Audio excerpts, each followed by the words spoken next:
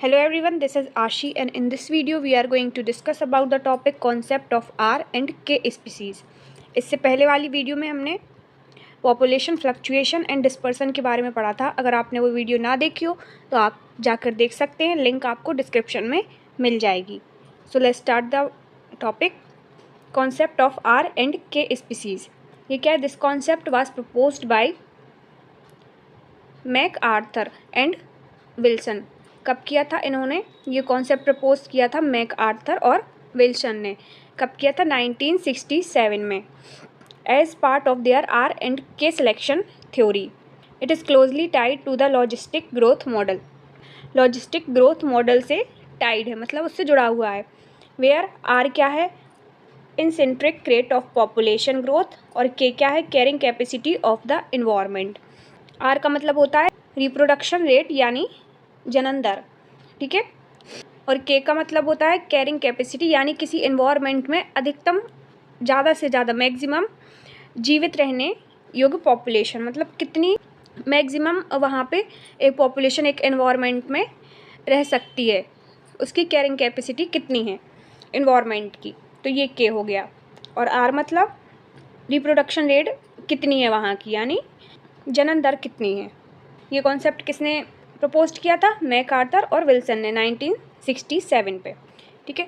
मतलब देखिए कैसा कॉन्सेप्ट है, एक इकोलॉजिकल कॉन्सेप्ट है जो क्या बताता है कि अलग अलग स्पीसीज़ अपने रिप्रोडक्शन और सर्वाइवल के लिए अलग अलग स्ट्रेटजीज अपनाती हैं, ठीक है। कैसा कॉन्सेप्ट है ये? एक इकोलॉजिकल कॉन्सेप्ट है जो बताता है कि अलग अलग स्पीसीज़ अपने रिप्रोडक्शन और सर्वाइवल के लिए कैसी कैसी स्ट्रेटजीज अपनाती हैं, ठीक है। रहने के लिए, सर्वाइव करने के लिए एनवायरनमेंट में, और रिप्रोडक्शन के लिए। इस कॉन्सेप्ट को जैसे कि बताया मैकआर्थर और विल्सन ने प्रपोज किया था। आगे देखते हैं। R selected species. R selected species मतलब आर का मतलब क्या होता है? रिप्रोडक्शन रेट यानी जनन दर। अब इनके जो कैरेक्टरिस्टिक हैं वो क्या क्या है? High reproductive rate. इनका रिप्रोडक्टिव रेट बहुत ही हाई होता है। ये स्पीसीज़ क्या करती हैं?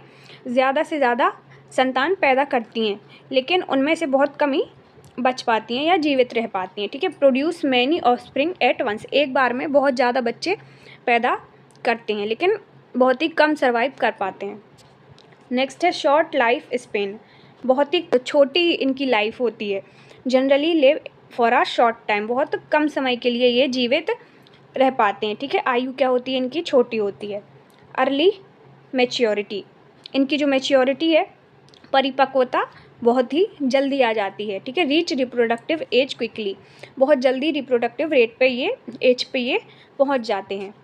नेक्स्ट है little to no parental care. Offspring are mostly independent from birth. इनकी जो पेरेंटल केयर है, मतलब माता पिता की जो देखभाल है जो वो करते हैं, वो क्या होती है? बहुत कम होती है या बिल्कुल ही नहीं होती है। अब जैसे बहुत सारे, मान लीजिए इतने सारे बच्चे एक बार में पैदा हो गए, तो फिर वो मम्मी पापा उसके कितना ख्याल रखेंगे किसी भी स्पीसीज़ का, ठीक है। तो बहुत ही कम केयर हो पाती है उनकी। Offspring are mostly independent from birth. वो बर्थ से ही, जन्म से ही क्या होते हैं? आज़ाद होते हैं, इंडिपेंडेंट होते हैं। High morality rate among offspring. Many do not survive to adulthood. मतलब एडल्टहुड तक जाते जाते, मेच्योर होते होते उनकी डेथ हो जाती है या वो बच नहीं पाते। Small body size. जो बॉडी होगी वो कैसी होगी? छोटी होगी। इस साइज़ उनका स्मॉल होगा, ठीक है। जैसे कि चूहे के बच्चे छोटे छोटे होते हैं, इसलिए वो बहुत ज़्यादा जन्म देते हैं एक बार में, तो उनकी साइज़ क्या होगी बॉडी की? वो बहुत ही छोटी होगी। अपॉर्चुनिस्टिक।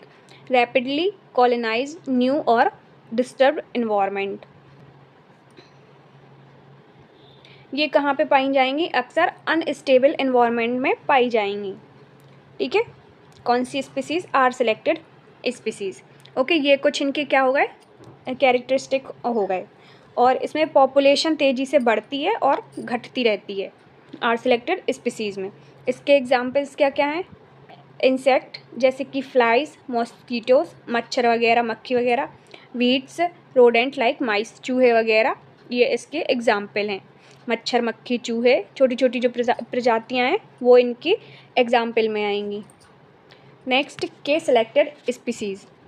अभी के सिलेक्टेड स्पीसीज़ मतलब के का मतलब क्या है, कैरिंग कैपेसिटी, यानी किसी एनवायरनमेंट में अधिकतम जीवित रहने योग्य पॉपुलेशन। ठीक है, ये जैसे एक एनवायरनमेंट है, इसकी पॉपुलेशन कैसी होगी, इस एनवायरनमेंट में जो पॉपुलेशन होगी उसमें ज़्यादा से ज़्यादा मैक्सिमम जीवित रहने की क्या होगी, कैपेसिटी होगी। एक एनवायरनमेंट है, यहाँ की कैरिंग कैपेसिटी पॉपुलेशन को रखने की ज़्यादा है और उस पॉपुलेशन की कैपेसिटी भी एनवायरनमेंट में जीवित रहने की ज़्यादा है।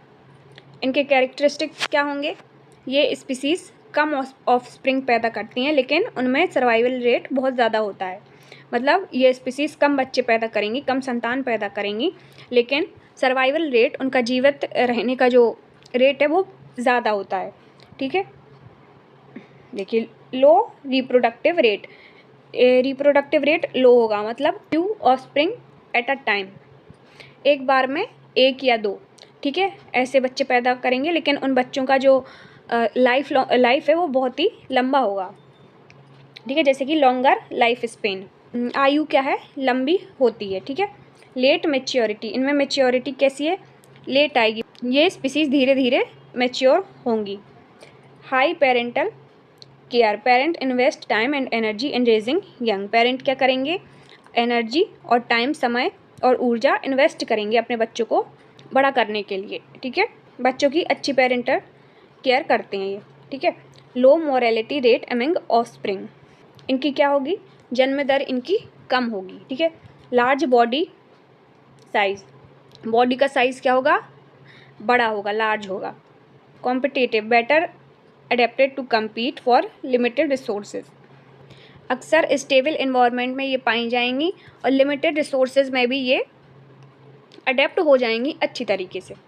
एग्जाम्पल्स क्या क्या हैं इसके, elephants, humans, whales, large birds like eagle, जैसे बड़े बड़े जानवर, और ह्यूमंस जैसे एक बार में एक ही बच्चे पैदा करते हैं, कभी कभी जुड़वा। ठीक है, ऐसे ही elephants, whales, large birds like eagle वगैरह, ये सब इसमें एग्जाम्पल में आएंगे। यह है कंपैरिजन टेबल। ठीक है, अब इसमें देखिए एक साइज़, ये है आर सिलेक्टेड स्पीसीज़, ये है के सिलेक्टेड स्पीसीज़। ठीक है, तो इनकी आर सिलेक्टेड स्पीसीज़ की साइज़ कैसी होगी, स्मॉल होगी, और इसकी लार्ज होगी। लाइफ स्पेन क्या होगी, आयु कैसी होगी, आर में कम आयु होगी और के में ज़्यादा आयु, लंबी आयु होगी। मैच्योरिटी, आर की जल्दी आ जाएगी क्योंकि ये छोटे छोटे होते हैं, तो इनकी रिप्रोडक्टिव रेट क्या है, जल्दी आ जाती है, और के में लेट मैच्योर होंगे। ऑफस्प्रिंग, बच्चे एक बार में आर सिलेक्टेड स्पीसीज़ में ज़्यादा पैदा करेंगे और के में कुछ फ्यू, 1-2। ठीक है, पेरेंटल केयर जो आर सिलेक्टेड स्पीसीज़ में नहीं होगी या फिर बहुत ही कम होगी, और के में ज़्यादा होगी, ज़्यादा अच्छे तरीके से होगी। मोरालिटी रेट इसकी हाई रहेगी और इसकी लो रहेगी। ठीक है, जन्म दर। हैबिटेट अनस्टेबल, और इसका हैबिटेट कैसा रहेगा, स्टेबल रहेगा, एक स्टेबल एनवायरनमेंट में ये पाई जाएंगी। और एग्जांपल्स क्या क्या हैं आर सिलेक्टेड स्पीसीज़ के, इंसेक्ट, रोडेंट मतलब चूहे और छोटे छोटे कीड़े मकोड़े, मक्खी मच्छर, ये सब इसके एग्जांपल्स हैं। और के सिलेक्टेड स्पीसीज़ में एलिफेंट, ह्यूमंस, वेल, ये सब इसके एग्जांपल्स हैं। अब ये किससे टाइड है, लॉजिस्टिक ग्रोथ मॉडल से। The ecological background of this theory comes from the logistic growth equation. Logistic growth model क्या है, ये एक ऐसा पॉपुलेशन ग्रोथ मॉडल है जो कि हमें बताता है कि किसी पॉपुलेशन की ग्रोथ, उसकी वृद्धि शुरू तेज़ी से होती है, लेकिन जैसे जैसे रिसोर्सेज जैसे कि खाना, पानी, जगह कम होने लगते हैं, वैसे वैसे पॉपुलेशन की ग्रोथ धीमी पड़ जाती है और लास्ट में एक स्टेबल स्तर पर पहुंच जाती है। ठीक है, मतलब पहले क्या होगा, पॉपुलेशन एकदम से ग्रो करेगी, जैसे कि आप इस डायग्राम में देखिए, पॉपुलेशन एकदम से ग्रो करेगी। ठीक है, लेकिन जैसे जैसे रिसोर्सेज क्या होंगे, कम होने लगेंगे, खाना पानी जगह कम होगा, लिमिटेड होगा, वैसे वैसे क्या होगी, पॉपुलेशन की जो ग्रोथ है वो क्या हो जाएगी, कम हो जाएगी। ठीक है, यहाँ से एकदम से तेज़ी से ग्रोथ हुई और फिर यहाँ पे कम हो गई और फिर एक टाइम के बाद जाके ये स्टेबल हो जाएगी, मतलब कैरिंग कैपेसिटी को टच कर लेगी। तो ये है लॉजिस्टिक ग्रोथ रेट, जिसकी इक्वेशन है dN/dt इक्वल RN ब्रैकेट में 1 माइनस N/K, जहाँ पे N क्या है, where N is population size, N का मतलब पॉपुलेशन साइज, R का मतलब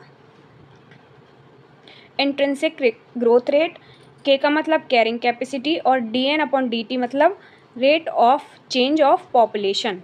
ये इक्वेशन है लॉजिस्टिक ग्रोथ मॉडल की, जो कि क्या है, इकोलॉजिकल बैकग्राउंड है इस थ्योरी का। Okay, so thank you so much for watching this video. Have a nice day.